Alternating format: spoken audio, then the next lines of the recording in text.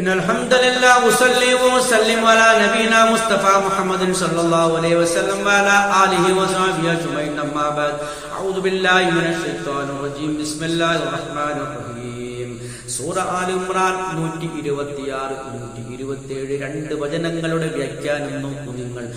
ഇത് മലായിക്കത്തുകൾ മലക്കുകൾ ബദറിറങ്ങിയ സന്ദർഭവുമായി ബന്ധപ്പെട്ട് തന്നെ അവതരിച്ച ആയത്തുകളാണ് ഇവ രണ്ടും.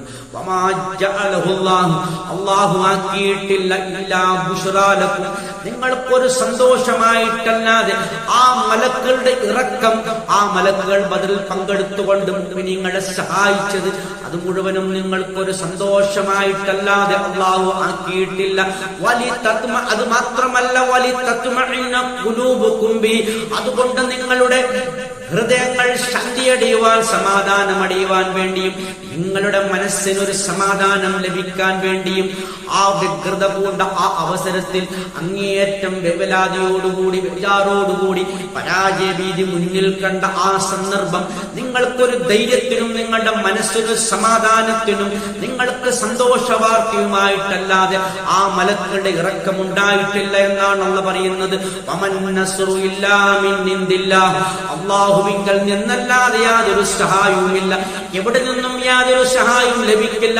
അപ്പുറത്താണെങ്കിലോ ആയിരക്കണക്കിന് മുശ്രിക്കീങ്ങളായ ആയിരക്കണക്കിന് അബൂജഹലിന്റെ നേതൃത്വത്തിലുള്ള സൈന്യങ്ങൾ സർവസന്നാഹങ്ങളോടും കൂടി ആയുധബലത്തോടും കൂടി കായിക ബലത്തോടും കൂടി മുന്നിട്ട് വന്നിട്ടും അവർക്ക് പരാജയമാണ് രുചിച്ചത്. കാരണം അല്ലാഹുവിങ്കൽ നിന്നല്ലാതെ സഹായമില്ല. ആ സഹായം ഒരിക്കലും അബൂജഹലിനും കൂട്ടർക്കും ലഭിച്ചില്ല. അതേസമയം 313ഓളം വരുന്ന ഈ ചെറു സംഘത്തിന് അത് ലഭിക്കുകയുണ്ടായി. ഇതാണല്ലോ പറയുന്നത്. അതുകൊണ്ടാണ് ബദറിൽ ഈ മുഅ്മിനീങ്ങൾ വിജയിച്ചത്.